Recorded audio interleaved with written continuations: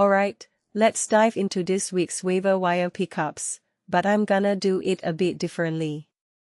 Instead of just listing names and stats, I wanna talk about the stories behind these players and why they matter.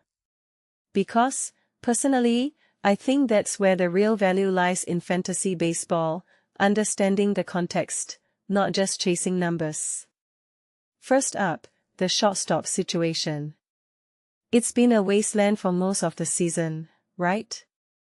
I mean, if you didn't grab one of the top guys early, you were pretty much stuck. But now, we've got three new faces: George Lombard, Genao, and Kaelen Culpepper. What makes this really interesting is that all three are top prospects, but they're in completely different situations. Lombard, he's the Yankees guy. And that's huge. In my opinion, the Yankees factor can't be overstated. It's not just about his skills, which are legit, by the way, with that plate discipline and power, but the fact that he's locked into that lineup. That's a game changer. From my perspective, he's the safest bet, but also the most expensive. And here's the thing, I'm not convinced he's head and shoulders above the others. So, do you pay the premium for the name and the team, or take a chance on someone else? Culpepper, he's got the tools. Those homers and steals in the minors. That's a fantasy manager's dream. But, and this is a big but, the Twins are in a playoff race. They might not give him everyday at-bats, and that's a risk. One thing that immediately stands out is his competition. It's not exactly fierce, but in a tight race, teams play it safe. So, is Culpepper worth the gamble? Genao, he's the wild card. The Guardians' infield is crowded, and his playing time isn't guaranteed. But what many people don't realize is that he's been hitting well, and if he keeps it up, they can't keep him on the bench. If you take a step back and think about it, he's got the most to prove, but also the most to gain.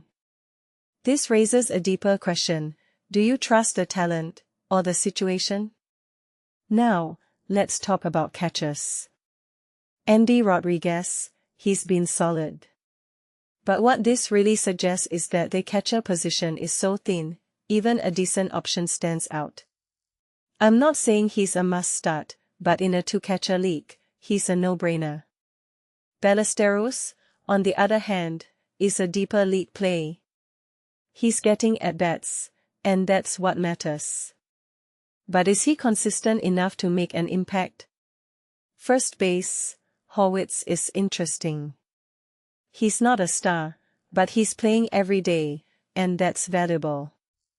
Lowe and Ortiz, they're deep league options, but they've shown flashes. A detail I find fascinating is Lowe's swing speed increase. Could that be a sign of things to come? Stott at second and third, he's a great example of how position eligibility changes everything. He's been hot, but it's his eligibility that makes him a solid play. Royce Lewis, he's the real deal. Those numbers since his return? Impressive.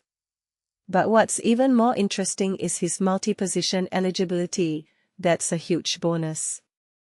Outfield, Canzone is the guy I'm most excited about. He's proven he can hit, and that expected WOBA. That's not a fluke. Jones, Mangum, Waldschmidt, Conine, they all have upside, but they're also risky. It's about weighing that potential against the consistency. Pitches, Bess has been on a roll, but how long can it last? Jump, he's got the stuff, but that home/away split is a red flag. Joe, Moal, they've got talent, but they're coming back from injuries or changes. It's a reminder that pitching is always a gamble. Finally, the relievers. Garcia and Natera, they're in the closer conversation, but it's so unpredictable. What this really suggests is that you can't just look at the numbers, you've got to consider the team's situation, the competition, and the player's role. It's a constant guessing game, but that's what makes it fun, right? So, that's my take. It's not just about the stats, it's about the stories, the risks, and the rewards. Personally, I think that's what makes fantasy baseball so engaging. What do you guys think? Who are you targeting this week, and why?